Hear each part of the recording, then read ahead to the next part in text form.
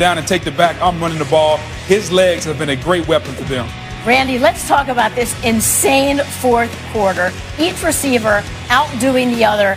This here, just an amazing grab by Cole Beasley. Man, I see that one hand by Cole Beasley, 3rd down and 4. We pay you the bucks, Cole. Come up with the plays, baby. All right, so we're under a minute to go. The Bears are down. The Bills are down 3. Go for a field goal. No, they're going for the win. Susie, I just thought I seen a heck of a catch, but now for the victory, Stephon Diggs to Josh Allen gives him all the confidence that he can make that throw. Talk about confidence. 11 seconds left, and Murray answered. Man, Susie, they traded for this guy, gave him the big contract, and one thing about it, when they give you the big contract, they expect production. That was a great play by a great wide receiver. And you guys were just going nuts watching this, right? Well, from a defensive perspective, the Buffalo Bills did so many things wrong. Number one, they allow free releases. Number two, Tom Jackson always said, when the ball's up in the air, what do? Knock it down. Somebody knock it down. What is Jordan for you? What is number 21 doing? Turn your face around. He's got his back to the ball. All right, let's listen to Hop after the game. You know, in basketball terminology, that's what they call this. You know, when somebody get dunked on, I never panic when the ball's in the air. If I can get my hands on the ball, I'm coming down with it. So the only thing for me is just, trying to get a feel for the ball so, I can come down and, grip it best I can so no one gets it out. The only person I saw down there was Hop. Let it go, let him give him a chance. And it's funny, everybody, all they saw was black gloves. There was it was a group of 4 people, and all they saw was black gloves. So I'm just glad he caught the ball. And with that, the Cardinals are for real. They're in the thick of things, the NFC West. But Randy, we can't diagram this stuff enough. Take us through these dueling plays with Diggs and Hopkins. Well, I want to take you first to the Stephon Diggs, where everybody thought that he sealed the win for the Buffalo Bills. I just talked about what Stephon Diggs brings to a quarterback like Josh Allen. It's all the confidence, man or zone, 2 or 3 guys, I'm coming to you. For everybody looking at Patrick Peterson, all-pro cornerback, Stephon Diggs wanted it more than him. Hey, great catch by a great wide receivers. But when you thought the game was over, you'd have left Kyler Murray 34 seconds on the clock. 4 game-winning drives by this young quarterback.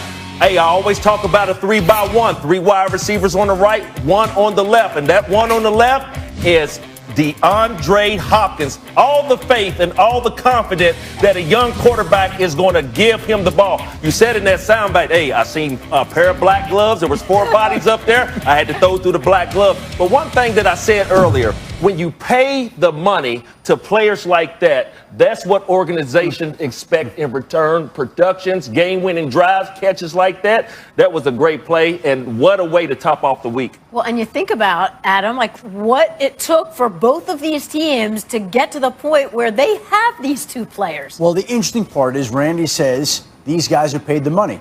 The irony is that the teams that traded both those wide receivers didn't want to pay them the money.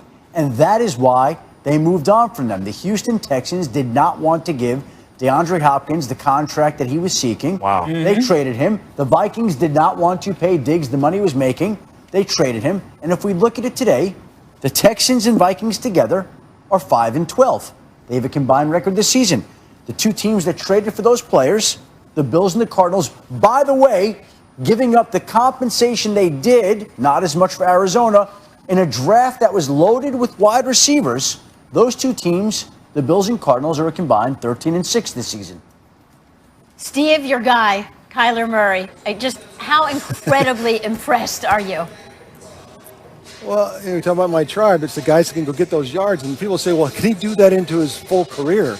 Yeah, he can not make he lose some of the speed and so forth. But what I love about Cliff Kingsbury's offense is that they're expansive throwing the ball, as opposed to last night with Lamar Jackson and a non-expansive throwing. It's holding Lamar back, and you can see the explosion that Kyler is because he is learning to throw the ball from the pocket along with all these dynamic plays.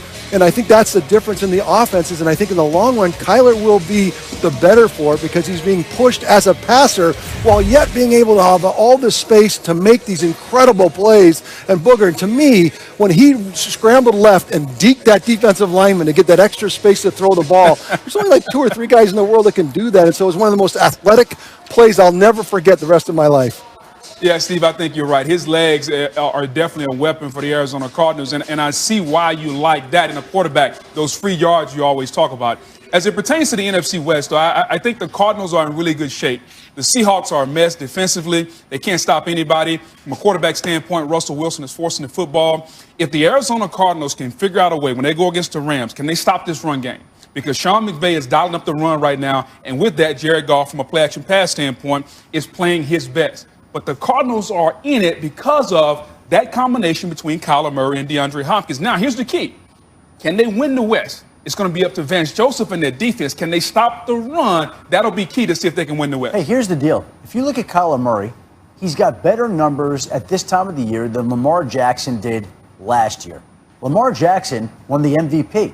And when you're the MVP, you're good enough to take your team to a division title, into the playoffs. It didn't work out for Baltimore last year, but it's working out very well for Arizona. And there's a real chance that this one quarterback can take them on the run that they're looking for and be competitive for the MVP award. And to your point, most people, if you ask that question right now, even though Lamar won the MVP last year, if you ask them who you take going forward, most people would take Kyler Murray just because of not only the athletic ability, but what he can do in the passing game. We have a special edition of You Got Hopped coming later. Can't wait, Susan. He got hopped. Got hopped. He had to take over the segment, Book. Can't wait. Still lots to cover from Sunday and a big division battle going on at Soldier Field tonight. We've got it all here on the Chase River Deck at Pier 17. Monday Night Football.